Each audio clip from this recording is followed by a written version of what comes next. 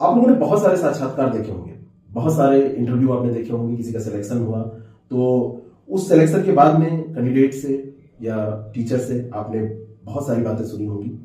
लेकिन आज के इस सेशन को मैं साक्षात्कार न कह के एक मुलाकात कह रहा हूं, एक बातचीत आप कह सकते हैं। एक बातचीत करने की बात इसलिए आई है क्योंकि यहाँ पर कुछ साक्षात्कार जैसा नहीं होने वाला है, एक नॉर्मल बात होगी। और इस नॉर्मल बात के अंतर्गत हमारा उद्देश्य होगा कि आप लोगों के लिए बहुत कुछ इस बातचीत का सार हम आपको दे सकें या आपके लिए कुछ ऐसा निकल कर आए जिससे आपको लाभ मिल सके। हमारे साथ हैं अजय कुमार शुक्ला। बहुत सारे लोग जानते होंगे जो IAS प्रेप से जुड़े हुए हैं, और खास करके जो लोग GIC बैच से जुड़े हुए थे वो लोग इनके बारे में जानते हैं, बहुत सही से जानते होंगे। लेकिन बहुत सारे लोग ये बात हो सकता है नहीं जानते हैं कि इन्होंने 2 महीने में 2 सिलेक्शन के रिकॉर्ड बनाए हैं। एक तो GIC का रिजल्ट आया और जस्ट उसके 2 महीने के आसपास कुछ ऐसा ही समय था, शायद जून में रिजल्ट आया था GIC का, और जून के बाद में कब रिजल्ट आया उसका? अगस्त लास्ट या सितंबर में आया। और इनका GDC में जो हायर एजुकेशन है उसमें इनका सिलेक्शन हो गया, असिस्टेंट प्रोफेसर समाज शास्त्र सोशियोलॉजी के पद पर। तो इनसे ये मुलाकात बहुत दिन से पेंडिंग थी, बहुत दिन से कहने का मतलब जून से पेंडिंग थी।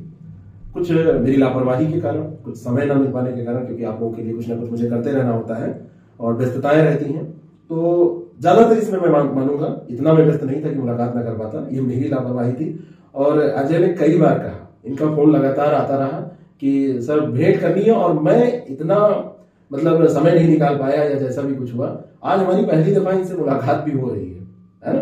और ये जब जून में रिजल्ट आया तो सबसे पहली कॉल जब जो होती है तो इन्होंने वो कॉल किया और बड़ी खुशी भी हुई कि मतलब इनका कहना ये था कि सर बड़े दिन से एग्जाम दे रहे हैं और बड़ा डर लग रहा है। और जब प्री का पेपर हुआ था, सर प्री के पेपर के बारे में बताइए। सर पहले तो बहुत बहुत धन्यवाद सर कि आपके मार्गदर्शन से सर GIC में मेरा चयन हो पाया। और इसके पहले सर मैं लगभग 4 राज्यों का इंटरव्यू दिया हूँ। जो है Haryana public service commission, HPSC और RPSC उत्तराखंड, और इसके बाद में यूपी का जो है UPPSC लोक सेवा आयोग की तरह GDC का, और PGT का मैंने दिया जिसमें मैंने बहुत मेहनत की थी। मुझे उम्मीद थी कि सिलेक्शन हो जाएगा, लेकिन सर वहाँ भी निराशा हाथ लगी। और सर GIC की बात ऐसी है कि GIC में तो मुझे उम्मीद नहीं थी कि प्री क्वालिफाई हो, चुकी पेपर इतना टफ था, और इसीलिए मैं RPSC का एग्जाम देने चला गया। तो कि हाँ इसमें तो असिस्टेंट प्रोफेसर का था, तो वहाँ पे मुझे लगा कि इसका पेपर गड़बड़ हो गया है, तो मैं चलो उसका एग्जाम दे दूंगा तो किसी तरह से कि चलो ये भरपाई हो जाएगी। लेकिन सर मेरा जो है ये पता चला कि जो है 55 क्वेश्चन जो है सबसे ज्यादा मेरे ही क्वेश्चन थे। अच्छा, इसमें GIC वाले GIC में ये total paper 120 question, 40 question GS और 80 क्वेश्चन ऑप्शनल के आते हैं। तो इसमें टोटल 55 क्वेश्चन हाईएस्ट। और जो PCS का जो क्राइटेरिया होता है, PSC जो करवाता है कि 40% मिनिमम लाना है, तो हमारे साथ के कई साथी थे जो बढ़िया प्रदर्शन कर रहे थे, लेकिन मिनिमम क्राइटेरिया जो है वो फुलफिल नहीं कर पाए, इसलिए बाहर हो गए मेंस के लिए। और कुल करीब 1.5 गुना बच्चे, चूंकि 15 गुना बच्चों को बुलाया जाना था मेंस के लिए, 1.5 गुना बच्चे में 15 गुना की जगह 1.5 गुना लेना पड़ा, मतलब सीधा 10 गुना कम, मतलब 1/10 हो गया, 1/10 हो गया। और उसी में भी सिलेक्शन हुआ है। कई बार आप लोग जो कहते हैं ना कि सर बिल्कुल हो नहीं रहा है, पेपर बड़ा टफ आया था, इस बार होगा नहीं, तो उसको देखिए कि 55 क्वेश्चन सही था, 55 क्वेश्चन सही था, और आपको लग रहा था कि प्री नहीं होगा। सर मुझे क्या, किसी को चूंकि इतना पेपर टफ था कि जितने भी YouTube चैनल वाले थे जो मतलब पढ़ाते थे उनको खुद ही मतलब आंसर नहीं समझ में आ रहा था, आंसर की नहीं दे पाए। तो फिर जब ऑनलाइन जो है उसका आंसर की आया, लोक सेवा आयोग ने जारी किया, तो तभी सर उसका आंसर की मैच कर पाए हम लोग करीब 1 हफ्ते 10 दिन बाद। तो पता चल पाया कि हाँ होगा, मतलब इतना क्वेश्चन है, तब भी श्योर नहीं थे जब तक रिजल्ट नहीं आया। रिजल्ट नहीं आया तो फिर उसका प्री जब क्वालिफाई हो गया, तब प्री क्वालिफाई इसलिए चूंकि प्री के पहले मैं तो ना तो ऐसे कभी वो किया था, तो हिंदी से भी चलो हिंदू बैकग्राउंड से था तो थोड़ा बहुत हिंदी आती, लेकिन सर उस लेवल की नहीं थी। लेकिन ऐसे तो कभी लिखा ही नहीं था। तो अब डर ये लगने लगा कि एक तो उत्साह था कि कम बच्चे क्वालिफाई हुए हैं तो चांस बढ़िया है, और दूसरी चीज ये था कि कभी मेंस तो लिखा नहीं है, वो भी PSC का लोक सेवा आयोग करवा रहा है, तो उसका स्तर होता है PSC का एग्जाम स्तर होता है सर। उसमें भी था कि 40% जो है आपका एसए और हिंदी में आना है, 40% आपका सब्जेक्ट आना है। तो डर ये लग रहा था कि 40% का क्राइटेरिया क्रॉस होगा, लेकिन सर आपने जो बताया था। अच्छा, कई लोग उसमें, हाँ, जो वही बात मैं करने जा रहा हूँ, जीआईसी का बैच था, तो उसमें आप जीआईसी के बैच में, यहाँ पे मैं ये शब्द ही नहीं बोलना चाहता हूँ, एडमिशन जैसा शब्द मैं यहाँ बोलना ही नहीं चाहता हूँ। ये केवल इंटरव्यू इसलिए कि इनका अनुभव लीजिए और खूब अच्छे से आप लोग पढ़िए। ये ऐसी बहुत सारी बातें भी बताएंगे, इनके पास ऐसे ऐसे अनुभव हैं जिनको अगर आप फॉलो कर लेंगे, अभी इनके बारे में थोड़े से रहस्य उद्घाटन होंगे, ये सेशन कितना भी लंबा हो जाए मैं सारी बातें पूछ के रहूंगा, तो आपको पता चलेगा कि मतलब इनकी एज क्या है और कितने सिलेक्शन हुए हैं, कहाँ कहाँ इन्होंने इंटरव्यू दिया है। तो जीआईसी का बैच जैसा मैं यहाँ पर नहीं बोलना चाहता हूँ, लेकिन जीआईसी में जब ये मुझसे जुड़े तो इनका जो पहली बार मुझसे जो बातचीत हुई, तो या अन्य जो कैंडिडेट पूरे थे, सबसे मैंने कहा कि 40% अलग अलग क्वालिफाई करना है। मेंस का एग्जाम था, मेंस में एक हिंदी एसए का साथ में पेपर होना था और एक आपका ऑप्शनल पेपर होना था। तो कई कैंडिडेट कह रहे थे कि नहीं 40 दोनों मिला के 40% लाना है, अलग अलग नहीं लाना है। और बाद में वो लोग कह रहे थे, कई लोग बाहर भी हो गए इस कारण से, क्योंकि मेंस में कोई डिटरमाइन नहीं कर सकता है कि हमारा इतना आ ही जाएगा। मेंस में आंसर राइटिंग होती है, ऑब्जेक्टिव होता है, तो उसमें हम लोग डिसाइड कर लेते हैं कि हाँ कैलकुलेट कर लिया आंसर से, ये सही है ये गलत है। लेकिन सर मेंस में तो पता नहीं चल पाता है कि इसमें कितना नंबर, वही कॉपी 4 लोग चेक करेंगे, 4 लोग अलग अलग आंसर देंगे। तो इसलिए सर जीएस ये जो हमारा मेंस का रहा आंसर राइटिंग, और सबसे बड़ी चीज ये कि सर आपने जो एस्से बताए थे, तो उसमें से एग्जैक्ट सर 2 एस्से जो मैं अच्छे तरीके से तैयार किया, एग्जैक्ट वही जो मैं यहाँ प्रैक्टिस किया था, बिल्कुल वो तभी यही कि जब जो पढ़ा हुआ होता है वो आ जाता है, तो हमारे पास वहाँ सोचने में समय नहीं बर्बाद होता है, और यही प्रैक्टिस का नतीजा होता है। लेकिन एक बहुत बड़ी बात मैं इनके बारे में बताने जा रहा हूँ कि ये बड़े अच्छे कैंडिडेट, और उसके बावजूद भी जितना, जैसे हम लोगों ने उसमें प्रैक्टिस के लिए एक सेशन रेगुलर रखा था कि संडे को छोड़ के रोज क्वेश्चन उसमें दिया जाते थे, तो ये रेगुलर लिखते थे, और जितने लोग रेगुलर लिखते थे उसमें से ज्यादातर सेलेक्ट लगता है 41 कैंडिडेट्स का सिलेक्शन हुआ है टोटल। हाँ, 41 कैंडिडेट का सिलेक्शन हुआ, और उसमें जितने रेगुलर लिखने वाले थे लगभग सेलेक्ट हो गए, और भी हुए, कई नहीं लिखते थे वो भी हुए, लेकिन जो लापरवाही करते थे वो नहीं हुए। तो जरा अब यहाँ पर देखिए, जो लोग इसको सुन रहे हैं, देख रहे हैं, तो मैं चाहता हूँ कि उनको आप कुछ एक ऐसा अपना अनुभव, अभी इनकी उम्र 25 साल है, इनके पास 2 जॉब है, और एक असिस्टेंट प्रोफेसर की, दूसरा जीआईसी में सेलेक्ट हुआ। जीआईसी अभी इन्होंने डिसाइड किया है, अभी मतलब डिसाइड नहीं किए हैं या ऐसा सोच रहे हैं कि ज्वाइन करूं या ना करूं, कि कर लिया? नहीं सर, एक्सटेंशन ले लिया है, और क्योंकि उसकी ज्वाइनिंग आने वाली है, हायर एजुकेशन भाई उसका एक अलग, वही असिस्टेंट प्रोफेसर हो जाएंगे। जो प्रोफेसर होते हैं, प्रोफेसर से बड़ा कौन होता है पढ़ाने और पढ़ने में? प्रोफेसर पढ़ते भी सबसे ज्यादा है और पढ़ाते भी सबसे ज्यादा है। तो वो आगे अभी बहुत सारी बातें हैं, तो आगे की यात्रा अभी 25 साल में 2 महीने के अंदर जब 2 रिजल्ट किसी का आएगा, तो कितने फीट आप कूद गए होंगे? उस समय लगा हुआ कि है कुछ ऐसा लगा? सर वो चीजें मतलब एक वही था कि सर जहाँ मैं मतलब इतना इंटरव्यू देने के बाद रिटर्न तो मेरा सर हो जा रहा था, और सर आपसे जुड़ा था तब भी मैंने ये कहा था कि सर रिटर्न हो जा रहा है लेकिन फाइनल सिलेक्शन नहीं हुआ, और बहुत परेशान भी था। लेकिन सर अंत जब पहली बार रिजल्ट सर जीआईसी का आया, तो उसमें मैं इतना खुश लगा, मंदिर में था, मंदिर से बाहर। अच्छा, रिजल्ट जब आया तो मंदिर में? मंगलवार का दिन था, और रिजल्ट आया, मैं उस समय मंदिर में था। हनुमान सेतु सर, हाँ हनुमान सेतु। वहाँ से जब मैं निकला, लगातार मतलब मैसेज और कॉल आ रहे थे, तो देखा कांग्रेचुलेशन मैसेज, तो मुझे पता ही नहीं था, क्योंकि मतलब पहले से पता नहीं था कि रिजल्ट आ जाएगा। तो फिर देखा कई किस्तों में सब्जेक्ट वाइज रिजल्ट भी आया, तो देखा कि रिजल्ट आ गया। कुछ लोगों ने, हमारे मित्र थे, तो उन्होंने मतलब रिजल्ट भेजा, नाम पूरा, तब मुझे लगा कि हाँ। फिर जब वो हुआ सर, अभी उसी के पहले सर पीसीएस का रिजल्ट आया था, तो उसमें देखा था एक लोगों ने गलत रोल नंबर दे दिया था। तो सर पहले सर मैंने कुछ लोगों को मतलब घर पे तो कॉल कर दिया था, लेकिन फिर मैंने सोचा कि एक बार पहले चेक कर लें, क्योंकि ऐसा तो नहीं कि हाँ दूसरे का रोल नंबर देखिए फिर उससे ज्यादा फंसी है। होता है, ऐसा होता है। ऐसा हमारे एक बार हमारे सीनियर थे, तो उन्होंने कहा कि रिजल्ट देखो, तो हम लोग गए रिजल्ट देखने, मेंस का रिजल्ट आया था पीसीएस का, तो हम लोग गए देखने, तो उसने वो फाइल डाउनलोड की रिजल्ट की, तो रिजल्ट देखना था मान लीजिए कि 2020 का, एक फॉर एग्जांपल, तो उसने रिजल्ट 2020 का डाउनलोड किया, लेकिन उसके पास एक पुराना रिजल्ट भी पड़ा हुआ था, तो उसने 2019 का रिजल्ट जब डाउनलोड में खोला, तो पीसीएस वो एक ही सिंपल सा वो होता है, वो नोटिस करके कुछ आता है उसमें, तो उन्होंने उसको ओपन कर लिया, और जब उसको ओपन किया तो उसमें रोल नंबर था, तो उन्होंने बता दिया कांग्रेचुलेशन, आपका इंटरव्यू कॉल हो गया है। और 2 लोग देखने गए थे, तो दोनों लोग मेंस दिए थे, तो एक लोगों का कहा कि नहीं आपका नहीं हुआ है, चले आए यहाँ पे, मिठाई मिठाई बट गई, हम लोग पार्टी वार्टी सब कर लिए।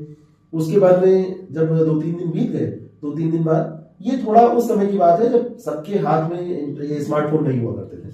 2-3 दिन बाद पता चला कि वो जो दूसरे वाले कैंडिडेट थे वो कहे कि हमारा हुआ है, तो कहे कि नहीं तुम्हारा तो नहीं हुआ था, तो कहे तुम्हारा नहीं हुआ है। दोनों लोगों में बहस हुई, तो बाद में पता चला कि वो 2001 साल पहले का रिजल्ट था, देखना था अगर 18 का तो 17 का देखा गया था या ऐसे कुछ था, तो उसमें मेरा हुआ। तो अब बड़ी समस्या, अब ये तो चारों तरफ फोन कर चुके थे, अब ये करें क्या?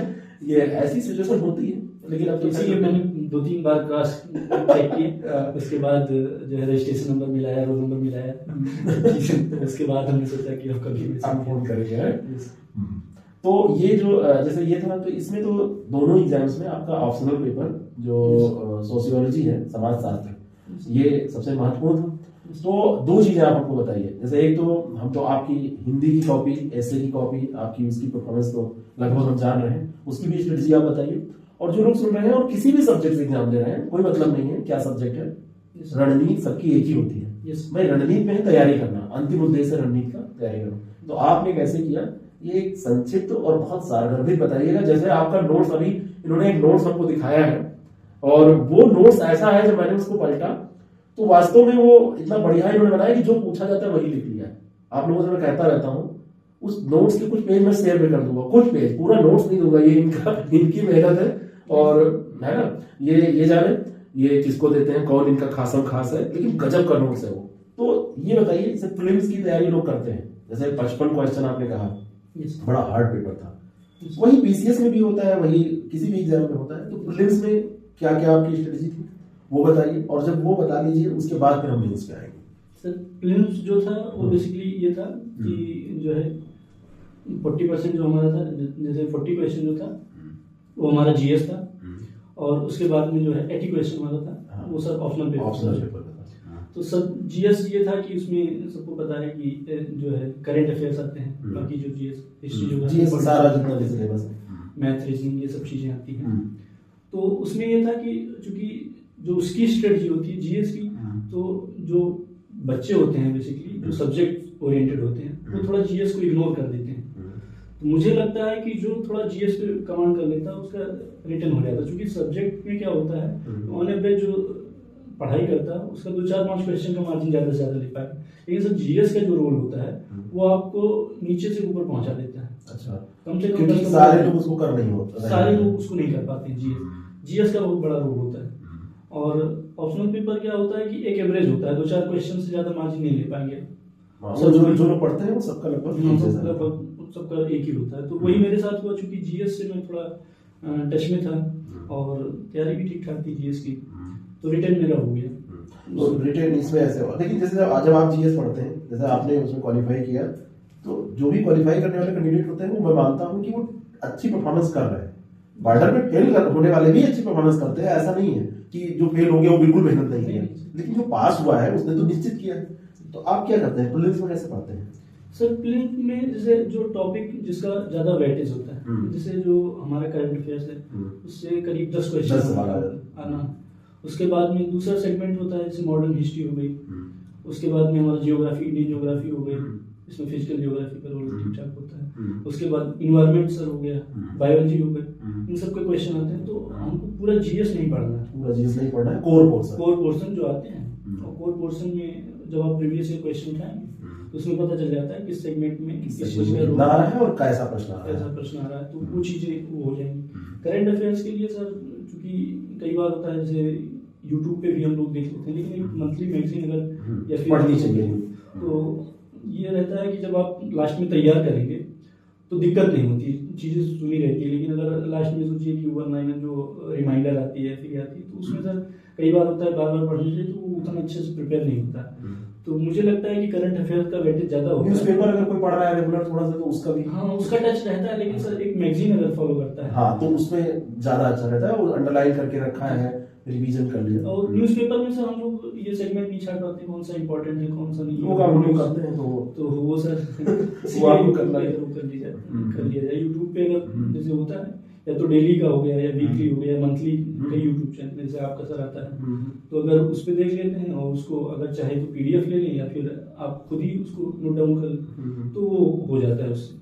बाकी ऑप्शनल पेपर का वही, ऑप्शनल में सारा पढ़ना होता है। हाँ सर, ऑप्शनल में जो जितना सिलेबस रहता है उसको पूरा मतलब उसको पूरा सॉल्व करना रहता है। तो उसके लिए सर मेरी स्ट्रेटजी ये रही कि जो सब्जेक्ट होते हैं तो जितने भी एग्जाम होते हैं करीब मैंने 15-20 हजार क्वेश्चन सॉल्व किए थे। जितनी निकालने का ये बिल्कुल एक सटीक रामबाण जो तरीका होता है वो है, जितना क्वेश्चन मिल जाए एक बार आप वो इसी आयोग का हो या किसी आयोग का सर, किसी पूरा मतलब मैं था जैसे यूपीएससी का जो एग्जाम पहले सर ऑब्जेक्टिव होता है 50% तो उसको मैंने पूरा सॉल्व किया। फिर जो ऑब्जेक्टिव क्वेश्चन पीसीएस के होते थे पहले करवाता था उसका मैंने पूरा सॉल्व किया। तो एक बार 2 बार पूरा सिलेबस आप पढ़ लीजिए थॉरली, उसके बाद सर मुझे लगता है कि आप उन सेगमेंट्स को पढ़िए जो आपको वीक लगता है। बाकी जो मतलब प्रैक्टिस है जहाँ से क्वेश्चन आपको मिल पा रहा है, जैसे यूकेपीएससी है फिर आरपीएससी है, इन सब में लोग से थोड़ा थोड़ा पैटर्न चेंज होता है तब भी काम कर रहता है। क्वेश्चन आप सिलेबस जैसे है क्या कि सिलेबस जब आप देखेंगे उस टॉपिक का क्वेश्चन रहता है, उस क्वेश्चन को आप सॉल्व कर लीजिए। सही।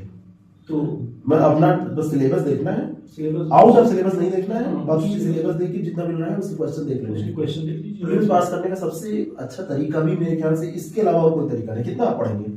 पढ़ने के लिए तो बहुत पढ़ना लगेगा। जी सर, मुझे ये लगता है कि 1-2 बार 3 बार अगर पूरा सिलेबस कंप्लीट कर लिया है फिर आपको प्रैक्टिस पे ही फोकस करना है। जितना मोटी-मोटी किताबों की मोटी किताब वो फिर पढ़ेंगे वो बार-बार सिलेबस तो वो सर याद नहीं होता। जितना प्रैक्टिस अच्छा प्रैक्टिस में क्या रहता है सर कि कॉन्फिडेंस आ जाता है हमको कि हाँ इतने क्वेश्चन हमने सॉल्व किए तो लगता है कि हाँ हो जाएगा। जैसे सर पीजीटी में दिया था कि पीजीटी में 120, 122, 125 क्वेश्चन में मेरा हो जाता था, तो कॉन्फिडेंस आ रहा था पीजीटी में हो जाएगा, इसलिए मैंने बहुत मेहनत की थी।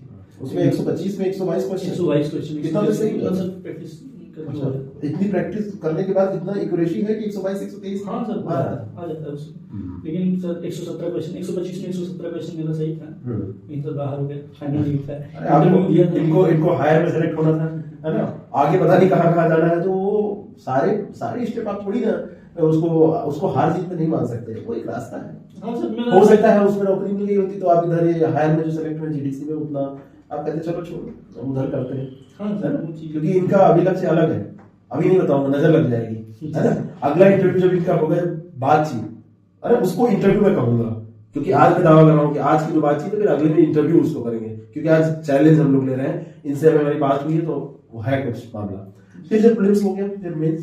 सर मेंस प्रीलिम्स में तो पहले था कि होगा ही तो इस वजह से सर मैं आरपीएससी का एग्जाम देने चला गया। उसी बीच सर मेंटली मैं बहुत परेशान था, मेरे रूम पे चोरी भी हो गई थी। अच्छा ये भी था कि क्या चोरी किया? डॉक्यूमेंट तो बचा दिया सर? डॉक्यूमेंट्स बच गया था लेकिन सर वॉलेट चला गया था। पहली बार स्मार्ट वॉच ली थी सर, वो चली गई। उसके बाद में सर फोन चला गया, तो ये सब चीजें। लेकिन ये था कि एक मेंटली डिस्टर्बेंस ये था कि मेरा पेपर गड़बड़ हुआ है जीआईसी, तो अब राजस्थान देने जाना है। तो तीसरे दिन मेरा वो था, तो एग्जाम में दे के आया, तो उसका भी रिजल्ट मेरा क्वालिफाई हो गया और इधर रिजल्ट आया तो यहाँ भी सर प्री हो गया। कई लोग सोच रहे होंगे यानी कि रूम में चोरी हुई तो अब सिलेक्शन हो जाएगा। कई बार ऐसा भी होता है ना कि लोग वो क्या एक समाजशास्त्र में एक शब्द होता है, कुछ ऐसा होने को फिर मानने लगते हैं, हमें जैसे प्रथा हो जाती है, ऐसे कुछ एक टैबू क्या होता है सर, वो उसको बोलते हैं कस्टम या फिर परंपरा जैसे। हाँ पर कि नहीं, जैसे ऐसा लोग सोचने लगे कि चोरी हुई थी सिलेक्शन हो गया, तो इसको क्या कहेंगे सर? प्री डिटरमिन कह लेते हैं। हाँ, कि ऐसा होगा तो ऐसा होगा। तो ऐसा चोरी मत कराइएगा, ऐसा कुछ निश्चित नहीं है। फिर आप आरपीएससी से आए तब इसका रिजल्ट आ गया था, तो इसमें मतलब रिटन क्वालिफाई हो गया। तब मुझे लगा कि अब मतलब इसके पहले तो मैं सोच ही नहीं था कि होगा, जब हो गया तब मुझे लगा कि अब चांस इसमें है। तो चूंकि हमारे साथ ही कई हमारे मित्र थे जो ठीक ठाक थे, पढ़ने में बढ़िया थे, लेकिन उनका जब प्री नहीं क्वालिफाई हो पाया और मेरा हो गया, तो मुझे लगा कि अब चांस इसमें ज्यादा है। क्योंकि कई बार ऐसा होता है कि हाँ अच्छे कैंडिडेट भी प्रीलिम्स फेल होते हैं, खूब फेल होते हैं सर। कई बार जब प्रीलिम्स फेल हुए तो मुझे लगा कि अब मेरा चांस इसमें बढ़िया है, तो मैं जो है अब मैं सोचने लगा कि करूँ कैसे। तो प्रैक्टिस सबसे ज्यादा, तो सिलेबस जब देखा तो उसमें इससे वगैरह, चूंकि पहले तो मेंस लिखा नहीं था, तो इस वजह से लगा कि अब क्या किया जाए। तो प्रैक्टिस के लिए मैं ढूंढने लगा कि कैसे वो करूँ। तो थोड़ा बहुत तब फिर यूट्यूब पे देखा था, आपका वीडियो देखा, तो मैंने सोचा कांटेक्ट करें। जीआईसी का तो मैंने अभी आपसे बताया भी था कि बस वो ऐसे था कि जीआईसी बस ऐसे मतलब शुरू बस हो गया था प्रीलिम्स में। जब प्रीलिम्स का रिजल्ट आया, प्रीलिम्स में बस टेस्ट सीरीज एक लॉन्च की थी हमने और उसमें रिजल्ट बड़ा अच्छा आ गया, 300-350 लगभग 350 लोग इनरोल थे और उसमें से 100 कुछ पास कर गए, तो गए मेंस का होना चाहिए, तब हम लोगों ने मेंस शुरू किया। तो फिर मेंस में इन्होंने बड़ा बढ़िया मतलब रोज मेहनत की। और मैं इसीलिए कहता हूँ कि जो आपको क्वेश्चन दिया जाए जो कि कितना कम है कितना ज्यादा है ये सब मत सोचिए। जैसे कई लोग कहते हैं कि 250 शब्द में लिखना है, आप 150 वाला दे रहे हैं, वहां पेपर पूरा आएगा, आप 2 ही क्वेश्चन दे रहे हैं। क्या रोज कोई पूरा पेपर दे सकता है? नहीं सर, वो चीजें नहीं। जो आप डेली क्वेश्चन सब देते थे वो सर बहुत ज्यादा हम लोगों के लिए ये रहा कि सबसे बड़ी चीज वहाँ क्या होता है कि आपके पास आप बैठिए ना, आप जब लिखना एक बार स्टार्ट करें तो पेन नहीं रुकनी चाहिए, पेन नहीं रुकनी चाहिए। क्योंकि सर हमने देखा है कि आगे कई बच्चे लिख नहीं पाए हैं, पूरा पेपर नहीं अटेम्प्ट कर पाए। हो सकता है उनको आता हो लेकिन सर प्रैक्टिस सबसे जो आपने सर रेगुलर क्वेश्चन का प्रैक्टिस कर रहा है सर, वो हम लोगों के लिए बहुत ज्यादा है। वही चीज आप लोगों के बैच में चल रही थी, वही आरओ के बैच में चल रही थी। और आरओ का भी जो रिजल्ट आया है, तो आरओ के रिजल्ट में भी लगभग 8-9 कैंडिडेट अभी हमको पता चल रहे हैं कि कई लोग ग्रुप में रहते हैं, फिर वो छोड़ के चले जाते हैं, जब एग्जाम हो जाता है कहते हैं छोड़ो। तो कुछ तो ग्रुप में थे 6-7 लोग, तो पहले दिन ही पता चल गया 6 लोगों का, बाद में 2 लोग और निकल के आए, तो शायद 8 या 9 संख्या हो गई है। आरओ में 2 लोग हैं और बाकी आरओ में। तो वही उसमें भी हमने अपनाया था कि लिखो रोज लिखो। तो उस हिसाब से उन लोगों, और उसमें भी जो लोग लिख रहे थे उनका सिलेक्शन हुआ, है ना। और इनकी उम्र बड़ी कम है, अभी बात हो रही है, मैं इनको पहले ज्यादा ये देखो दाढ़ी बड़ी रखे हैं तो ये लगते हैं बड़े, तो इनकी उम्र बड़ी कम है। अब इतनी कम उम्र में, और अच्छा जरा एक बार आप ही बता दीजिए, जैसे आपने पढ़ाई लिखाई जो आपका खास करके ग्रेजुएशन हो रहा है, तो वो कैसे कहाँ से कैसे किया है, ये लोग आपके मुंह से सुने। सर ग्रेजुएशन एक्चुअली बेसिकली हमारा लखनऊ यूनिवर्सिटी से रहा है। हाँ। और थोड़ा हमें लखनऊ सीखने से मैं लखनऊ ज़्यादा प्रेफर करता हूँ। हाई स्कूल के बाद लखनऊ आ गया था, तो ग्रेजुएशन भी लखनऊ यूनिवर्सिटी से किया। पीजी में मैं जो है दिल्ली गया, फिर उसके बाद बीएचयू ज्वाइन किया, बीएचयू छोड़ के फिर लखनऊ यूनिवर्सिटी से पीजी किया। एक बार बात हो रही थी तो आप कह रहे थे आईआईटी भी आप गए थे। हाँ सर, पीजी के बाद सर, पीजी के बाद आईआईटी मैं आईआईटी पटना गया था। तो पीजी में था पहले मुझे चूंकि था कि टॉप करना यूनिवर्सिटी, फर्स्ट सेमेस्टर में ठीक ठाक नंबर गए, लेकिन सेकेंड सेमेस्टर में ये था कि मुझे जेआरएफ की तरफ लग गई कि जेआरएफ करना है। अच्छा। तो मैं यूनिवर्सिटी बंद कर दिया आना जाना और फिर जेआरएफ के लिए लग गया, और सर 6 महीने के अंदर मेरा सिलेक्शन हो गया जेआरएफ में। 6 महीने में जेआरएफ अकेले मेरा पूरा डिपार्टमेंट, मतलब सोशियोलॉजी डिपार्टमेंट अकेले मेरा जेआरएफ हुआ। अच्छा। और तो ये लगा कि हाँ अच्छा लगा। और आईआईटी में क्या था कि आईआईटी के बारे में बहुत ज़्यादा पता नहीं था, वहाँ सर आने जाने का सब पैसा मिल रहा था, तो हम सोचे पेपर दे के फ्री हो गए हैं तो चलो घूमते हैं। तो इसीलिए सर चले गए आईआईटी एग्जाम देने, वहाँ सर रिटन क्वालिफाई हो गया वहाँ पे आईआईटी पटना के लिए। हाँ। और उसके बाद में रिटन इंटरव्यू पूरा हुआ, सब फाइनल क्वालिफाई हो गया। मुझे लगा सही है तो गया, फिर इनरोल हो गया। आईआईटी छोड़ा क्यों फिर? सर आईआईटी मुझे लखनऊ सीखने भी था, लेकिन सर मेरा एक ड्रीम अलग रहा है, ये तो आ गया हूँ सर। सबसे बड़ी बात है ये ड्रीम नहीं था, ये हायर में सेलेक्ट हो गए हैं और कह रहे हैं कि इनका ये ड्रीम नहीं था। बहुत सारे लोग वहां तक पहुंचने की कोशिश कर रहे हैं, पहुंच नहीं पा रहे हैं, और आप बता रहे हैं सर वो तो लोक सेवा आयोग की जॉब है और 6000 ग्रेड पे, क्योंकि यूपी सरकार की सबसे बड़ी पोस्ट है, सबसे बड़ी पोस्ट है जो 5400 पे ग्रेड की होती है। इनकी तनख्वाह एसडीएम से ज्यादा से शुरू होगी। एसडीएम क्या आईएएस भी बनता है तो 5400 पे ग्रेड से ही स्टार्ट होता है, बाद में फिर उनको जल्दी इंक्रीमेंट लगते हैं, वो सारी चीजें हैं।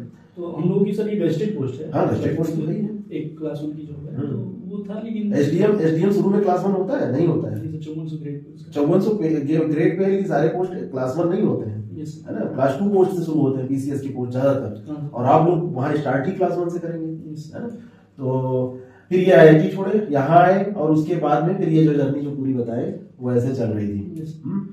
तो अब जैसे आगे का जो है वो क्या है बता दीजिए थोड़ा सा इन लोगों को। अभी सर थोड़ा सिविल की तरफ सिविल की तरफ जा रहे हैं, मतलब ये बनना नहीं था, प्रोफेसर नहीं बनना था। हाँ सर, ये तो मैं पहले से ही डिसाइड किया था कि हाँ टीचिंग में नहीं जाना है। और जैसी इसीलिए छोड़ दिया कि भाई उससे बेटर अपॉर्चुनिटी। हाँ सर, मेरे पास एक वो है, और दूसरी चीज अभी पढ़ाई लिखाई चल रही है, तो क्या पता समझ मिल जाए, क्योंकि अभी हमको पैसा सब मिल रहा है, सीनियर रिसर्च फेलो। कब तक कंप्लीट हो जाएगा ये?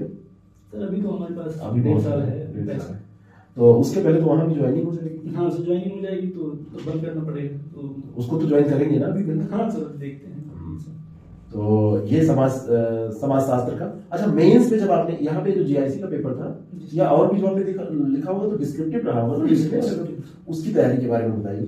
सर डिस्क्रिप्टिव जो मेंस, जैसे हमने जब ज्वाइन किए यहाँ तो बहुत ज्यादा मेंस के बारे में नहीं पता। जैसे ऑप्शनल पेपर जो था वो सोशियोलॉजी था, जो जीएस इसमें बेसिकली जो एसए और हिंदी का पेपर था वो तो सर आपके थ्रू तैयार हो, लेकिन जो हमारा सोशियोलॉजी का पेपर था उसमें मेंस के लिए तो उसकी तो मैंने कहीं कोचिंग ज्वाइन नहीं की थी, क्योंकि सोशियोलॉजी मेरा ऑप्शनल सब्जेक्ट अच्छा रहा आपका जीआर। सर वो मैं ऑब्जेक्टिव पढ़ता था, हर जगह ऑब्जेक्टिव होता था। लिखना हमको यहाँ मेंस जैसे पीसीएस जो यूपीएससी करवाया था तो मेंस का पेपर होता है, डिस्क्रिप्टिव लिखना था।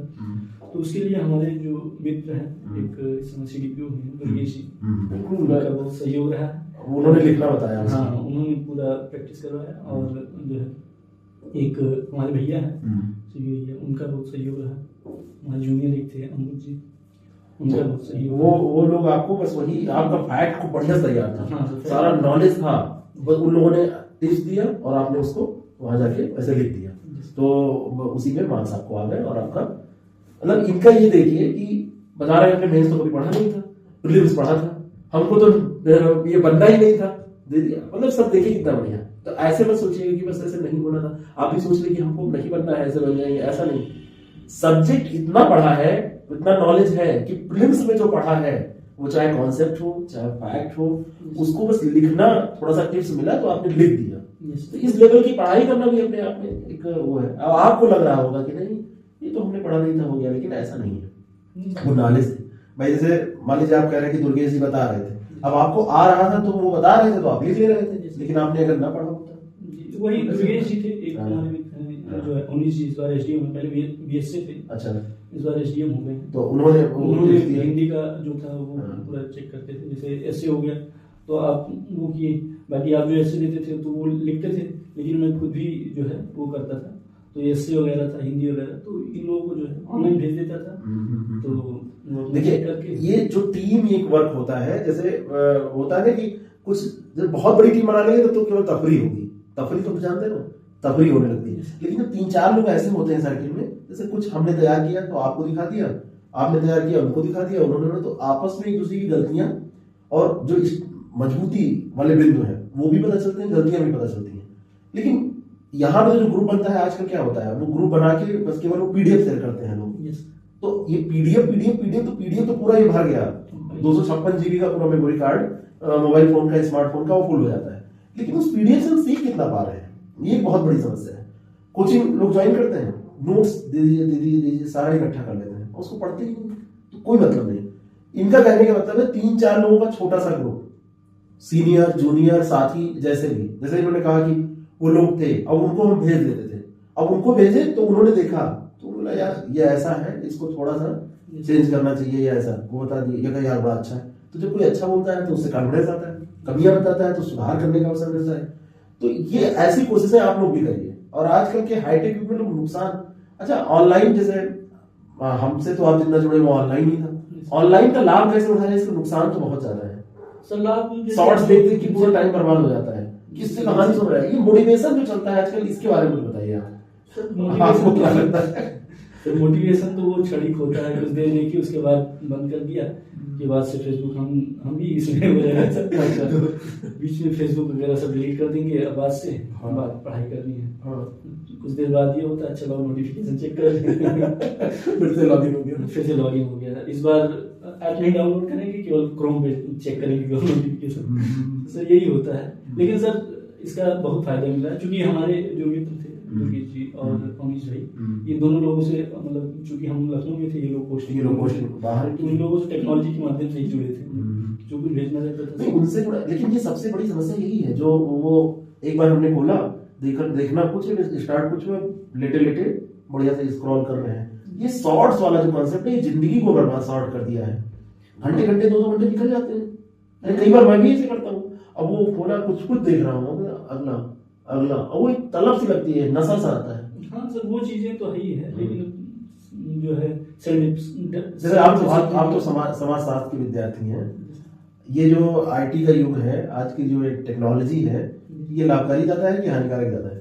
सर इसको जो है ऐसे पैमाने, ये तो इंटरव्यू की तरह पढ़ रहे हैं हम लोग, ये बातचीत ही है, लेकिन ये इंटरव्यू नहीं है। ये सामान्य बातचीत है। सर इसका हम जो है अपने नजरिए से देख सकते हैं, किसी के लिए तो लाभकारी है, किसी के लिए नुकसानदेह, कौन किस तरीके से ले रहा है अच्छी चीज ना, है तो अच्छी चीज सर, चूंकि हम तो सर आपसे जो कुछ लिए सर ऑनलाइन चाहिए और जिससे भी मिला सर ऑनलाइन ही मिला है भाई, दूर रह रहे हैं लोग तो सही बात।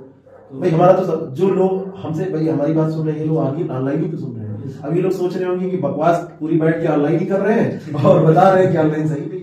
ये भी बात इन लोगों के दिमाग में आ सकती है। सेल्फ डिसिप्लिन थोड़ा अच्छा, सेलेक्ट होने के लिए कुछ चीजें बताइए इन लोगों को कि क्या क्या सबसे ज्यादा जरूरी है। जैसे एक तो ये मोबाइल फोन वाला, भाई सेल्फ डिसिप्लिन में मोबाइल फोन भी आया, वैसे भी जरूरी है कि पढ़ना है तो पढ़ना है। कुछ आप अपने हिसाब से बताइए। सर सबसे बड़ी चीज पढ़ने के लिए सबको पता होता है कि पढ़ना क्या है, सिलेबस। आजकल ये समस्या नहीं है ना। हाँ, इसमें ये चीजें नहीं है, लेकिन सबसे बड़ी चीज है कि आपको सेल्फ डिसिप्लिन रख के और उस तरीके से पढ़ाई करनी। जैसे मेरे साथ क्या था कि भैया मेरे साथ रहते थे, तो मुझे जो कुछ भी काम करना रहता था 6 बजे पहले करना है। 6 बजे तक चूंकि भैया बैंक से आ जाते थे, साथ में रहते थे, 6 बजे पहले मुझे रूम में पहुंचना है। तो एक तो डिसिप्लिन वो था कि हाँ 6 बजे पहले पहुंचना है, तो जो कुछ है वो 6 बजे तक अपना घूमना है। 6 बजे तक ही घूमने का टाइम है, एक ये हो गया, सेल्फ डिसिप्लिन हो गया। तो भैया के सामने फोन भी नहीं चला सकते थे, पढ़ाई का मजबूरी एक ही चीज है, पढ़ाई करनी है। तो ये था कि हाँ एक दबाव रहता। अच्छा, ये जो है हमें पढ़ने के लिए भी मोटिवेट करता है और जो है हमारा जो है लाइफ स्टाइल को भी मेंटेन। जैसे भैया रहते थे तो सुबह मैक्सिमम 6:30 7 बजे तक उठ जाना रहता था। तो उठने के बाद एक बार उठ गए अगर आप बेड से, तो फिर कुछ ना कुछ अगर आप कुछ तो करेंगे। तो अब अगर आप सिंसियर हैं थोड़ा तो पढ़ाई करेंगे। सही बात। तो एक चीज ये हो गया। दूसरी चीज टारगेट, अब चूंकि एग्जाम अगर आपका निकल रहा है तो टारगेट डिसाइड किए हैं कि हाँ ये करना है हमको, तो फिर आप पढ़ाई करेंगे। उसके बाद में जो है एक मैं जो करता था वो अपना छोटा छोटा टारगेट रखता था। जैसे आज का मैंने गोल डिसाइड किया कि मुझे एक प्रैक्टिस पेपर पूरा खत्म करना है। उसके बाद में दूसरी चीज जो हो गई वो जैसे जीएस का हो गया, जीएस का एक टॉपिक पढ़ना है। और बड़े लक्ष्य न रख के छोटे लक्ष्य, डे बाय डे डेली का। अच्छा, डेली का क्या रहता है कि अगर सर छूट गया है थोड़ा बहुत तो वो अगले दिन आप कवर कर सकते हैं। और जब हम हफ्ते 10 दिन का महीने भर का बनाते हैं तो वो सर जब छूटता है तो फिर वो दूसरा हफ्ता आपका लेके चला जाएगा, दूसरा महीना लेके चला जाएगा। लेकिन अगर एक दिन का टारगेट थोड़ा सा छूटा है तो अगले दिन कंप्लीट हो जाता है। थोड़ा यानी कि टारगेट छोटा रखें, सेल्फ डिसिप्लिन, ये सब थोड़ा सा ध्यान दीजिएगा। ये पूरी जितनी बातें हो रही हैं इसमें ऐसा कुछ नहीं है कि आप लोग नहीं बतियाते हैं। अरे बतियाने में तो एक से एक चीज हम लोग बतियाते हैं, लेकिन बात करने के बाद में फिर उसको अप्लाई करना। मोटिवेशन तो पूरा यूट्यूब भरा है मोटिवेशन। मेरे ख्याल सबसे ज्यादा यूट्यूब पे मोटिवेशन ही है। जरूरत भी सबको यही लग रही है। फ्रस्ट्रेशन बहुत है। 1 घंटे रील देखने के बाद आदमी को जब रियलाइज होता है तो वो मोटिवेशन देखता है कि अब कैसे इस एडिक्शन से बाहर निकले। अच्छा, 1 घंटे रील देखते हैं और फिर मोटिवेशन देखने के बाद फिर फोन बंद करेंगे, कुछ देर बाद बोर होंगे, फिर रील देखेंगे और फिर शाम हो जाएगी। सुबह होती है, शाम होती है, यूं ही जिंदगी तमाम होती है और बस रील देखते देखते खत्म हो रही है। ये एक बड़ी समस्या है आजकल की, है ना। और आजकल के छोटे बच्चे भी वो फोन उठाते हैं और अपना, आपने तो समाजशास्त्र में सब पढ़ा भी होगा कि जैसे ये सारी जो टेक्नोलॉजी है ये कल्चर को बहुत तेजी से बदलती है। भाई अब 10-15 साल बाद जब इस पर अध्ययन होगा तो पता चलेगा कि कैसे बच्चों में कई चीजें हो गई। बच्चे का आउटडोर गेम नहीं खेलते। सर मेरा शोध का टॉपिक भी देखिए मुझे नहीं पता sir. Digitalisation and rural youth, digitalisation and rural youth. तो उसमें क्या आपका क्या उसमें थीम है क्या? इसमें जैसे डिजिटलाइजेशन का जो रूरल यूथ है उन पे क्या इम्पैक्ट पड़ रहा है, तो इसमें सर इसका जो पर्सपेक्टिव है बेसिकली जैसे कि तमाम तरीके से देखा जाए तो एक तो जो है इकोनॉमिक जनरेशन का काम है कि मतलब आप उससे पैसे कमाते हैं। दूसरी चीज है कि आप टेक्नोलॉजिकली स्टडी, जैसे गांव में बीच में कोरोना था तो इसका एक्सपैंड हुआ, गांव के लोग भी पढ़ने लगे। आजकल सबसे बड़ी चीज हमने देखा है कि गांव की जो लड़कियां हैं वो टीचिंग फील्ड की खास करके जो तैयारी होती है यूट्यूब से, अगर वो बाहर नहीं आ पा रही है तो यूट्यूब के माध्यम से आसान भी कर सकती है, यूट्यूब के माध्यम से, ऐप के माध्यम से, जैसे भी है ये हो गया। तीसरी चीज जो है जैसे कि एक सोशली कनेक्ट होते हैं एक दूसरे से। पॉलिटिकल पार्टीज हो गई, गांव के चुनाव में हर गांव का एक जो प्रधान हो वो एक व्हाट्सएप ग्रुप क्रिएट किया तो उससे लोगों को जुड़े हुए हैं। सही बात है। लोगों को मैसेज करना, लोग अपनी समस्या छोटे मनरेगा के अलग ग्रुप है, सब अलग अलग बने हुए होंगे। तो यही सब चीजें सर बेसिकली हमारा जो शोध का टॉपिक है उसी पे है। बड़ा बढ़िया है ये शोध का टॉपिक, इसमें तो बढ़िया से शोध करिए, इतना बढ़िया मतलब शोध पत्र आपका होना चाहिए कि उसको जब कोई पढ़े तो उसको लाभ मिले कि हाँ इसका भाई, उसमें तो आपको सजेशन भी देने होंगे, सब कुछ करना होगा ना। शोध पब्लिश हो चुका है। अच्छा, ये देखिए शोध भी कर रहे हैं, सिलेक्शन भी ले रहे हैं, कुछ लोग खाली पढ़ रहे हैं तब भी वो लगता है कि समय कम है।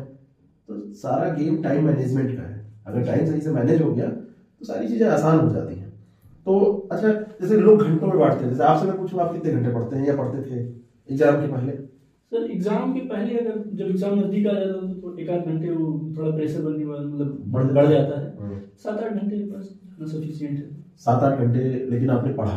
हाँ, 6 महीने जब JRF निकला था तब भी? हाँ, JRF में सर मुझे ज्यादा मतलब उसमें मैं ज्यादा मेहनत किया था, तो ज्यादा मेहनत मैंने JRF में किया था। तब 10-12 घंटा हो जाता था? हाँ सर, उस समय चूंकि मैं यूनिवर्सिटी बंद कर दिया था। हाँ, यूनिवर्सिटी जाने के लिए? यूनिवर्सिटी नहीं गया था, मतलब वो सारा पढ़ने के लिए बस केवल मुझे ये था कि एक जुनून था कि JRF निकालना है।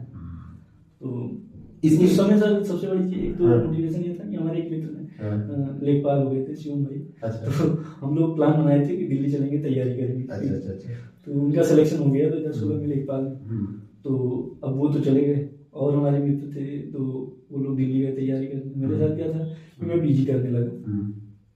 तो पीजी करने के बाद में पहले तो था यूनिवर्सिटी टॉप करेंगे, फिर अचानक JRF की तरह रुख हुआ। तो हमने कहा JRF करना है, तो JRF के लिए मुझे लगा कि क्या कर सकते हैं। तो सबसे पहले सिलेबस देखा और प्रीवियस ईयर क्वेश्चन पेपर, बस 2 ही चीज देखा। तो हमने जब उसको एनालिसिस किया तो मुझे ये लगा कि एक बार पहले इसका जो है पूरा सिलेबस खत्म कर ले। तो सिलेबस खत्म करने का मतलब है टेक्स्ट बुक किसी एग्जाम के लिए ये अच्छा सटीक एक टेक्स्ट बुक सर एक बार बुक कर लीजिए, उसके बाद नोट्स बनाइए। सर जो नोट्स आपने आपको दिखाया है वही सर मैं जितने एग्जाम क्वालिफाई किया हूँ बस वही पढ़ता हूँ। इतनी मोटी डायरी है, बस इतनी है केवल, और 2-2 नौकरियां वो दिलाती है और 5-7 इंटरव्यू दे आए हैं, JRF उसी से हो गया है और सारे जहां भी एंट्रेंस दिया सब जगह हो गया। बड़ी वो मतलब वो तिलिस्माई है डायरी। सर उसको अभी पब्लिश करवाने जा रहे हैं। अच्छा, वैसे जैसे है वैसे ही सर उसमें थोड़ा सा मॉडिफिकेशन करके बुक के रूप में उसको पब्लिश करवाने। बहुत बढ़िया है। तो जो IAS प्रेप वाले लोग होंगे उनको डिस्काउंट दीजिएगा। भाई ये लोग देख रहे हैं तो ये आपके छोटे बड़े भाई बहन हैं जैसे भी हैं, तो मतलब आपके सारे मित्र हैं, है ना, तो इन लोगों को डिस्काउंट मिलेगा ना उसमें। बिल्कुल आपका सर यहाँ पहुंचे सर आपका बहुत बड़ा योगदान रहा है, क्योंकि सर ये सब इतना ज्यादा आपकी मेहनत का वो है। और ये सब सुन के मैं बड़ा भावुक हो जाता हूँ जब आप लोग कहते हैं कि ऐसा रहा है, लेकिन ये सब आपकी मेहनत है। होता ये है कि एक समय आता है, जैसे आम लगा, कोई भी फल लगा, अब वो रोज आप उसको चेक कर रहे हो पका कि नहीं पका, पका कि नहीं पका, फिर एक समय आता है आप चेक करो या ना करो वो पक जाता है, वो समय अब आया। और अभी हमारी आपकी बात हो रही थी वो कि हम लोग कह रहे थे कि जब हम लोग नया कुछ शुरू करते हैं तो हम लोग सोचते हैं जो हम चाहेंगे वो करेंगे, लेकिन धीरे धीरे लगता है कि नहीं, बहुत सारी चीजें कुछ नियत है, मेहनत हमको करना है, तो लक उसको कह लीजिए। और मैं तो अक्सर कहा करता हूँ कि जो लक है वो यही है कि हम मेहनत करें उसके बाद हमको मिल जाए, तो लकी है। बिना मेहनत के तो यहाँ कुछ नहीं मिलने वाला है। बिना मेहनत के तो आपका खाना भी आपके भाई हाथ तो उठाना पड़ेगा ना, भाई चम्मच से खाएंगे या उंगलियों से खाएंगे, उठाना तो पड़ेगा, तो इतनी मेहनत तो उसके लिए भी करनी पड़ेगी। भरोसा रखा हो तब भी, नहीं बनाना है तब भी, है ना, या मैं इतनी कर लो कि कोई खिलाने ही लगे, तो आपको खाना खिलाने वाला अभी तो कोई आया नहीं भाई बचपन से तो मम्मी ने खिलाया है, तो अभी तो नहीं आएगा। अभी सर अभी समय अभी टाइम लगेगा। और ये बड़ा जानते हो, ये इनके स्टेटस हम देखा करते हैं, भाई हमसे लोग जुड़ जाते हैं तो हमारा तो बिल्कुल सब वही हो जाता है, सब मित्रवत वाला मामला हो जाता है, तो स्टेटस भी मैं चेक करता हूँ। बड़ी शेर व शायरी बड़ा बढ़िया लिखते भी हैं, नॉवेल भी है कि हमने अभी बता रहे थे कि कंप्लीट करके रखी, उसको भी पब्लिश कराना है, तो वो नॉवेल भी आएगी, तो नॉवेल पे भी हम लोग बात करेंगे ऐसे बैठ के। और इन्होंने बहुत सारी सब वो शायरी वगैरह लिखी है, कविताएं लिखी हैं, है ना, और बड़ा रोमांटिक लिखते हैं, है ना, और नॉवेल भी कुछ बता रहे हैं, लव ट्रेंगल भी है, अभी छुपा रहे हैं, मुझे समझ में आ रहा है, लेकिन अब है तो है वही, वो जब नॉवेल कैसे छुपाएंगे, तो उसको तो पब्लिश करना ही पड़ेगा। नहीं सर, 2 डायरी हमारी कविताएं हैं वो फुल है। अच्छा, उसको पब्लिश करवाना है, तो उसमें से कोई एक बढ़िया तो सुना दीजिए 2-4 में जो आपको सबसे अच्छी लगती है। सर उसमें तो बहुत चीजें, बहुत सारी हैं, 2 लाइनें कोई 2-4 जो आपको बड़ी अच्छी लगती है। सर एक तो ये है कि यहाँ तक पहुँचने के लिए मेरा जिया बेकरार था, आज आया है वो शुभ दिन जिसका हमें वर्षों से इंतजार है। ये तो ये नहीं, कुछ और बढ़िया सुनाइए। ये तो बहुत बढ़िया है भाई, जहां भी आप पहुंचे भाई, हर व्यक्ति का एक प्लेटफॉर्म जहां भी उसको जाना है। तो वो प्लेटफॉर्म, चाहे वो सिलेक्शन का हो, चाहे किसी से मिलने का हो, चाहे जीवन में किसी के आने का, वो निश्चित होता है। और ये वास्तव में मतलब जून से हम लोग, और यही नहीं, बड़ी समस्या है, जीआईसी बैच में बड़ा बवाल मचा है। मतलब उसमें यही सब लोग फोन करते हैं कि सर एक बार लखनऊ बता दीजिए कि टाइम कब है, वो आ जाए। और मैं, ये मेरी लापरवाही है, इसमें मुझे टिप्स दीजिए कि मैं इसको कैसे दूर करूँ। नहीं सर, अब आप इतना व्यस्त रहते हैं तो व्यस्त कहाँ, नहीं इतना समय। सर आपने प्लान किया था, लेकिन वो प्लान गड़बड़। हाँ, वो प्लान आप बता दीजिए, वो क्या प्लान था हम लोग? सर प्लान आपने किया था कि हम लोग जो है ज्वाइनिंग के समय आए, लेकिन उसको मुख्यमंत्री जी, हमको लगा था कि यहाँ पे लखनऊ में ही सबको जो वो आप लोगों के नियुक्ति पत्र था वो देंगे, लेकिन फिर उसको यहाँ के मंडल का शायद किया गया, जो डिस्ट्रिक्ट लेवल पे कर दिया। इवन हमने तो उसमें सब बात कर लिया, रेस्टोरेंट वगैरह भी कि इन लोगों की एक वेलकम पार्टी होगी और वहां पे हम लोग एक साथ मिलेंगे और सारी बातें हो गई थी। लेकिन बाद में हमको पता चला कि वो ऐसा है जी, पहली बार ऐसा है कि डिस्ट्रिक्ट लेवल पर, नहीं तो यूपीपीएससी के जितने भी एग्जाम सर एक्चुअली 2-3 मतलब अच्छा, चीजों का जो था कई चीजों का था, इस कारण से डिस्ट्रीब्यूट करना था, तो कैंडिडेट ज्यादा हो गए थे, इसी कारण से वो किया गया था। तो अच्छा, उसमें आपकी रैंक क्या थी समाजशास्त्र वाले में? कई लोग सोचेंगे, ये भी जानने लगते हैं कि जरा देखेंगे सर इसमें गवर्नमेंट डिग्री कॉलेज में सर जो है जीडीसी वाले में, इसमें सर मेरी तीसरी रैंक है, और उसमें जो है जीआईसी वाले में उसमें से 17वीं थी, इसमें तीसरी है। और ये मतलब पूरे सोशियोलॉजी में यूपीपीएससी एग्जाम है, तीसरी रैंक, उसमें 17 तो ये हम लोगों की बातचीत रही। फिर इनसे मिलते रहेंगे और हम तो चाहेंगे कि कुछ एक दिन इनका सेशन रखा जाए, आए यहाँ पे बोर्ड पे, पीछे बोर्ड, तो इस पे इसीलिए आज बैठाया हूँ बोर्ड के सामने कि हम लोग यहाँ बैठे। अगले दिन ये होगा कि इनको कहेंगे खड़े हो जाओ यहीं पे, कुछ मतलब बताओ अच्छे से पढ़ा के आप, जिससे कि लोगों को और अच्छे से लाभ मिले आप लोगों को। तो ऐसे हम लोग मिलते रहेंगे। इन लोगों के लिए कुछ एक ऐसा बताइए कि जैसे जो लोग, जैसे कई लोग हैं बड़े अच्छे कैंडिडेट हैं और उनका लास्ट में रह जाएगा, जैसे पता चला 82 कट ऑफ गया तो उनका 79 रह गया, 81 रह गया, ये लोग क्या करेंगे? बड़े प्रेशर में। इसमें तो हम बहुत बड़े भुक्तभोगी रहे हैं, तो कई एग्जाम में मैं ऐसे बाहर हूँ। तो सर इसके लिए ये है कि सतत प्रयास, जो आप कहते हैं कि एक निश्चित समय आता है तभी होता है, निश्चित समय आता है, लेकिन कई बार लोग फ्रस्ट्रेट हो जाते हैं, बहुत फ्रस्ट्रेशन हो रहा है, बहुत ज्यादा। हाँ सर, फ्रस्ट्रेशन तो होती है, लेकिन जैसे आप लोग, जैसे किसी गुरु का मार्गदर्शन मिल जाता है वो सर ठीक है, लेकिन रहता है। वो पीड़ा जो खुद व्यक्ति जब झेलता है ना, समझ में, जैसे आप बीच में कह रहे थे कि इनकी उम्र बहुत कम, लेकिन उसके बीच में भी जैसे कई लोग सोचने लगते हैं कि मैं 25 साल का हूँ, इनकी पास नौकरी नहीं है, अपने नया टारगेट है बीच में, लेकिन ये भी और परेशान भी हो गए उसमें, कहे कि हो नहीं रहा है, बहुत परेशान। तो ऐसे जब लोग परेशान हो तो क्या करें? सर इसमें यही है कि आप अपनी गलतियों को देखिए, उसके बाद में बहुत सी चीजें अपने हाथ में नहीं होती हैं। जैसे पीजीटी में अगर मेरा हो जाता तो मैं फिर सोचता नहीं, मेरे साथ में कई लोगों का सिलेक्शन हुआ, वो आज जीडीसी में, जीडीसी में, जीआईसी में। तो उसके लिए यही है कि ईश्वर अगर एक जगह नहीं होता तो आपको कहीं बेहतर जगह ले जाना चाह रहा है, यानी कि जो बुरा हो रहा है उसमें भी अच्छा ही है। हाँ सर, पक्का बिल्कुल। ये लग रहा है कि बुरा हो रहा है, लेकिन वो वाकई बुरा नहीं होता, ईश्वर ने आपके लिए कुछ अच्छा सोचा था। क्योंकि मुझे 4800 ग्रेड भी किया थी, मुझे जो 6000 सीधे 1200 रुपए का चल रहा है। ये 1200 रुपए तनख्वाह में बड़ा अंतर होता है। यहाँ पे कितना मिलता है? 60-70 हजार रुपए शुरू में। हाँ सर, 68 या 70 हजार, और वहाँ शुरुआती 1 लाख से ऊपर होगी। हाँ सर, 92 है। अच्छा, 1 लाख के आसपास शुरुआत हो जाएगी। और बात केवल पैसे की नहीं है, पैसा बहुत कुछ है, सब कुछ नहीं है। वो एक तो हो गया, डेजिग्नेशन चेंज हो गया सर, क्लास हो गई, गेस्टेड पोस्ट है, जो अपने आप में सर बड़ी चीज है। और फिर उसमें अगर अलाउंसेस वगैरह सर बहुत ज्यादा, चूंकि मेडिकल फैसिलिटीज वगैरह, चूंकि जो सुविधाएं हैं वो सब पीसीएस के बराबर, चूंकि लोक सेवा आयोग करवाया, हाँ लोक सेवा आयोग कराया था, तो उसके बराबर सब चीजें मिलती हैं। तो चलिए इस बातचीत को समाप्त करते हैं, और लेकिन जल्दी फिर से हम एक बातचीत पे रखेंगे। और हम प्लान ये कर रहे हैं कि अजय जी आए और यहाँ पे कुछ और थोड़ा सा पढ़ा के बताएं, है ना। अभी बात चल रही थी कि जैसे इनका नेट जेआरएफ से लेके पूरा एजुकेशनल जितना भी एग्जाम होते हैं उसमें बड़ा बढ़िया रहा है, तो थोड़ा बहुत आप लोगों को बताएं जिससे कि आप लोगों को लाभ मिले, क्योंकि जो ये अनुभव होता है ना तो वो कई सालों में आता है। ये जो 10-20 मिनट में बताया गया वो कई सालों का अनुभव होता है, आप लोगों के साथ में, सबके साथ यही होता है। तो वो अनुभव जो है इन लोगों तक पहुंचे। ठीक है, आप लोग बहुत बहुत धन्यवाद कि आपने टाइम निकाला। बहुत बहुत धन्यवाद सर, आपने यहाँ तक और सर एक विशेष आभार सर जो है हमारे गाइड है डॉक्टर विनोद चंद्र सर, बिल्कुल, और उनको जिन्होंने बहुत समय दिया और doctor V M Mishra sir, Anita Vajpayee ma'am और हमारे मित्र जो हैं सभी जो सर लोग हैं उनको मैं प्रणाम करता हूँ। इन लोगों का सर बहुत सहयोग रहा। हमारे मित्र दुर्गेश जी, शिवम भाई और अवनीश भाई हैं, हाँ। अमरुद जी हैं और आलोक भैया हैं। यस, और देखो अभी मित्र इन लोगों का ये होता है कि हो रहा। वो केवल तैयारी करने के साथ नहीं थे, आज जब सिलेक्शन हो गया तब भी दिमाग में घूम रहे हैं। और दोस्ती भी तो यही होती है ना, दोस्ती आजकल तो बड़ी अजीब दोस्ती होती है कि नोट्स लेने के लिए दोस्ती हुई फिर ब्लॉक, और खास करके लड़के लड़कियों के बीच में ऐसा ज्यादा हो रहा है आजकल ना कि जब नोट्स देना होगा तो वो रहती है तो ब्लॉक। सामाजिक सर जो है समाजशास्त्र में एक सर कॉन्सेप्ट है सामाजिक विनिमय का सिद्धांत। सर इसमें यही चीज कही गई है कि व्यक्ति की प्रत्येक क्रिया जो है वो स्वहित से प्रेरित होती है। स्वहित से प्रेरित होती है।